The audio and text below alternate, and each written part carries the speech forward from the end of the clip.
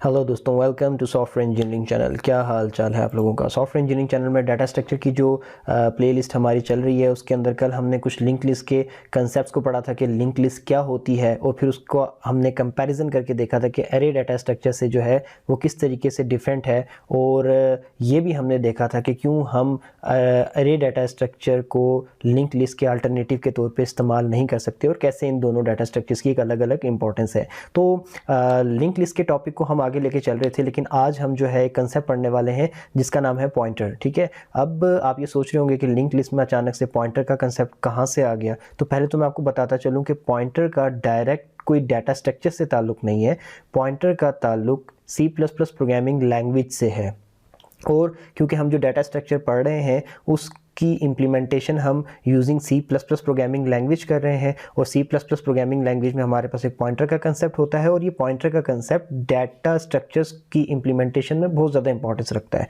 तो इस वजह से मैंने ये सोचा कि लिंक लिस्ट की इम्प्लीमेंटेशन में अगर मैं डायरेक्ट जाके पॉइंटर का इस्तेमाल करूँगा तो आप लोग कन्फ्यूज़ हो जाएंगे। तो बेहतर ये है कि मैं पहले एक छोटी सी वीडियो बना के आपको पॉइंटर का कंसेप्ट, जो C++ में पॉइंटर पाया जाता है, उसका कंसेप्ट क्लियर करवा दूँ कि ये होता क्या है और ये किस तरीके से काम करता है। इसको मैंने अगर आपको अपने हिसाब से समझाया हुआ होगा तो आगे जब मैं लिंक लिस्ट के अंदर इसका इस्तेमाल करूंगा तो आपको वो लिंक लिस्ट समझने में मुश्किल नहीं होगी। तो वैसे तो C++ प्रोग्रामिंग जो है वो इस प्लेलिस्ट की प्रीरेक थी। आपसे मैंने ये स्टार्टिंग लेक्चर्स में कहा था कि अगर आप ये लेक्चर सुन रहे हैं तो कोशिश ये करें कि आपको C++ थोड़ी सी पहले आती हो, उसकी हाव नाव ज़रूर हो।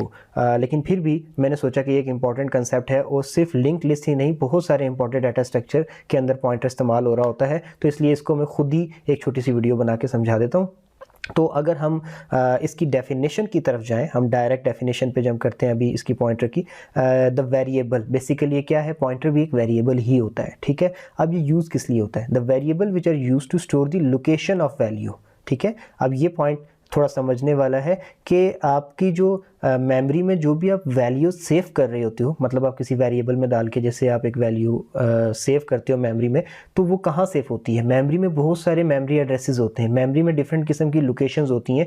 तो उन बहुत सारी लोकेशंस में से किसी एक लोकेशन पे जाके आपकी वैल्यू जो है वो सेव हो रही होती है। तो ये जो पॉइंटर वेरिएबल होता है ये क्या करता है, ये उस लोकेशन को, जिस लोकेशन पे आपका डाटा पड़ा हुआ है, उस लोकेशन को जो है अपने पास सेव करने के लिए जो है ना इस्तेमाल होता है, बजाय इसके कि ये उस एक्चुअल वैल्यू को जो है अपने पास सेव करे। ठीक है, मिसाल के तौर पे आपने एक वेरिएबल में एक वैल्यू डाल दी। ठीक है, अब वो जो वेरिएबल में वैल्यू डाली है वो कहाँ गई है, वो मेमोरी में गई है ना।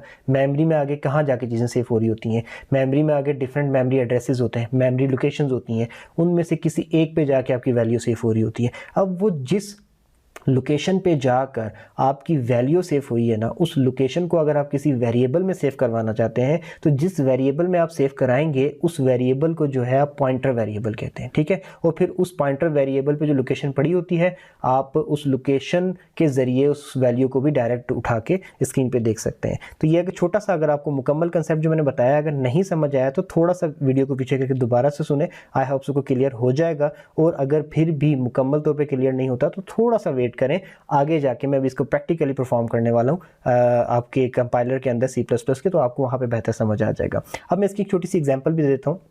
मिसाल के तौर पे you want to find out a topic from a book which have let's say 600 pages. आप एक बुक में से एक टॉपिक फाइंड आउट करना चाहते हो। ठीक है, और उस बुक के कितने पेजेस हैं, तकरीबन 600 पेजेस हैं, 600 पेजेस हैं। ठीक है ना, तो आप क्या कहते हैं कि सबसे छोटा और सबसे फास्ट तरीन रास्ता क्या होगा उस टॉपिक को फाइंड करने का। अगर आप मुझसे पूछें तो मुझे इस बात पे यकीन है कि आप यही कहेंगे कि जो सबसे शॉर्टेस्ट एंड फास्टेस्ट वे है किसी भी टॉपिक को फाइंड करने का, तो वो आप पेज नंबर देख लो उस टॉपिक का, कहाँ से, बुक के स्टार्ट में जो इंडेक्स होती है वहाँ से। ठीक है, और यही एक आसान तरीका है। लेट्स से 600 पेजेस की बुक में से पेज बाय पेज में पढ़ता हुआ आगे चलूँ कि मुझे वो जो टॉपिक ढूंढना है वो किस पेज पे है। तो अगर वो topic let's say 556 page number के ऊपर है आउट ऑफ 600 पेजेस, तो मुझे कम से कम भी 556 सेकंड्स तो लगेंगे ही अगर मैं एक सेकंड में एक पेज को देख रहा हूँ, जो कि ऑलमोस्ट इम्पॉसिबल है। फिर भी अच्छा खासा टाइम लग जाएगा। तो इससे बेहतर क्या है कि मैं पीछे इंडेक्स है उसके अंदर जाके अपना फ़ौरन वो टॉपिक देखूँ जो मुझे फाइंड आउट करना है, और उसका पेज नंबर देखूँ, फ़ौरन वहाँ पे पहुंच जाऊं। ठीक है, तो इसी तरीके से ये क्या करता है, जो आपका जो इंडेक्स पेज वाला सिस्टम मैंने आपको बताया है, बेसिकली आपका पॉइंटर भी कुछ ऐसा ही काम करता है। आपका जो पॉइंटर है वो मदद करता है, बजाय इसके कि आप एक मेमोरी के अंदर चले जाएं और उस मेमोरी में बहुत सारी मेमोरी लोकेशंस हैं और आप हर लोकेशन पे जा जाके देखें कि क्या मेरी वैल्यू यहाँ पड़ी है, क्या मेरी वैल्यू यहाँ पड़ी है। ये बहुत लंबा और लेंथी प्रोसीजर हो जाएगा किसी भी चीज़ को फाइंड करने का। तो पॉइंटर क्या करता है कि हर एक वैल्यू का एड्रेस जो है अपने पास सेफ रखता है, और आपको जो भी वैल्यू चाहिए होती है तो आप उस पॉइंटर से उसका एड्रेस पूछ के डायरेक्ट वहाँ पर जा सकते हैं, और ये एक फास्टेस्ट वे होता है। और इसीलिए मैंने आपको ये पेज इंडेक्स वाली जो एग्जाम्पल है दी है। ठीक है, अब दूसरी बात यही दोबारा से मैं आपको दिखा देता हूं, अगर आप स्क्रीन की तरफ देख रहे हैं तो why we need pointers in data structure. ठीक है, the previous example was more than enough to clear the concept of pointer and for showing the importance of pointer as well, but that was some kind of daily life example. ठीक है, let me tell you its importance in computing. ठीक है, these pointer help in optimization of the code. जाहिर सी बात है, आप के पास direct memory addresses मिल रहे हैं उन वैल्यूज़ के जहाँ पे वो वैल्यूज़ पड़ी हुई हैं, तो आपका कोड तो डेफिनेटली ऑप्टिमाइज तो हो ही जाएगा, फास्ट तो हो ही जाएगा। इसके अलावा इन algorithms pointer help in improving the time complexity of the algorithm. देखें, एल्गोरिथम जो होते हैं ना, वो दो चीज़ों पर डील कर रहे होते हैं।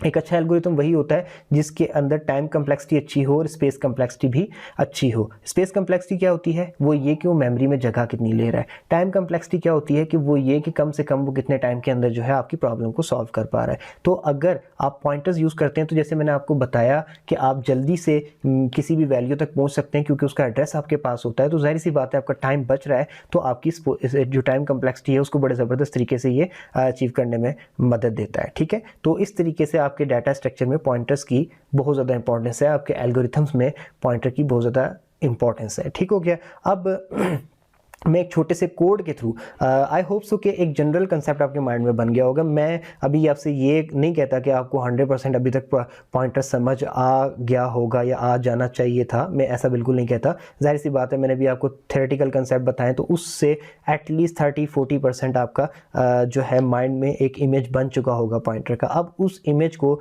मैं थ्रू कोड, ये जो कोड आपको स्क्रीन पर नज़र आ रहा है, मैं इसी कोड को कंपाइलर में लिख चुका हूँ आपके लिए, और अब मैं इसको यहाँ वहाँ जाकर एक्सप्लेन करूँगा और प्लान करके मैं आपको एग्जीक्यूट करके दिखाऊंगा। तो आपको जो थोड़ा बहुत रही सी कसर है, जो आपको कुछ कंसेप्ट अभी क्लियर नहीं हुआ है पॉइंटर को, वहां पे आपको क्लियर हो जाएगा। तो वही वाला कोड जो आपको यहाँ पे हैंडआउट्स के अंदर नजर आ रहा है, ये मैंने यहाँ पर लिख लिया है। ठीक हो गया, अब मैं इसको आपके सामने एक्सप्लेन करता हूँ। ये तो ऊपर कुछ कोड की फॉर्मेलिटीज़ हो गई, इनको छोड़ के हम मेन बॉडी में आते हैं अपनी। तो मैंने क्या किया है, इस लाइन के अंदर जो सबसे पहले है line number 5, according to compiler मैंने int a is equal to 10 लिखा है, यानी कि एक इंटीजर वेरिएबल बनाया है जिसमें वैल्यू 10 डाल के सेव कर दी है। फिर मैंने एक और वेरिएबल बनाया है int my ptr, ptr मैंने पॉइंटर को शॉर्ट फॉर्म में लिखा है कि int my पॉइंटर। लेकिन अगर आप एक बात नोट करें तो मैंने क्या किया है कि इसके पीछे एक छोटा सा स्टार ऐड कर दिया है। ये मैंने क्यों किया है, जब आप किसी भी वेरिएबल को पॉइंटर वेरिएबल बनाना चाहते हैं तो उसका सिंटैक्स का ये हिस्सा है कि आप उस वेरिएबल के नाम के पीछे स्टार जोड़ देते हैं। पॉइंटर वेरिएबल ऐसा वेरिएबल बन जाता है वो जो क्या करता है कि किसी भी वैल्यू की जो है एड्रेस या फिर लोकेशन सेव करने के काबिल होता है। ठीक है, तो अब ये जो माई ptr है, ये किसी भी इंटीजर टाइप की वैल्यू का एड्रेस सेव करने के काबिल बन चुका है, क्योंकि ये पॉइंटर है और हमें कैसे पता कि पॉइंटर है, इसके पीछे स्टार लगा हुआ है। ठीक हो गया, अब इसके बाद हमने क्या किया, यहाँ पर जो थर्ड लाइन है कंपाइलर के मुताबिक लाइन नंबर 7, इसमें हमने क्या किया कि my ptr is equal to and a। ठीक है, अब ये एंड a से क्या होता है, जब आप किसी भी वेरिएबल के पीछे जो वो वेरिएबल जो आपने पहले डिक्लेयर किया हुआ हो, जैसे कि हमने int a डिक्लेयर किया हुआ था, आप जब भी दोबारा कहीं लिखते हुए इस वेरिएबल के पीछे एंड का कीवर्ड यूज़ कर लेते हैं, एंड का सिंबल यूज़ कर लेते हैं, तो उसके एड्रेस को, उसके मेमोरी एड्रेस को आप एक्सेस करने के काबिल हो जाते हैं। तो हमने ये क्या किया है कि एड्रेस ऑफ ए, यानी कि वेरिएबल ए जिसमें वैल्यू 10 पड़ी हुई थी, उसके एड्रेस को एक्सेस किया और इज इक्वल टू लगा के वो हमने माई पॉइंटर के वेरिएबल में सेव कर दिया। याद रहे कि हमने यहाँ पर दोबारा से स्टारिक इसलिए नहीं यूज़ किया क्योंकि वो सिर्फ डिक्लेयर करते हुए यूज़ करते हैं, जो कि हम कर चुके हैं और बता चुके हैं कि माई पॉइंटर है। अब हम उसको सिंपली यूज़ कर रहे हैं। अब हमने क्या किया, यहाँ तक अगर हम 3 लाइनों को समझ करके बताऊँ तो सबसे पहले हमने ए में 10 सेव कराया, एक पॉइंटर वेरिएबल डिक्लेयर किया, और उसके बाद हमने उस ए जो हमारा वेरिएबल था जिसके अंदर 10 वैल्यू थी, उसके मेमोरी एड्रेस को हमने एक्सेस करके माई पॉइंटर वेरिएबल में सेव करवा लिया।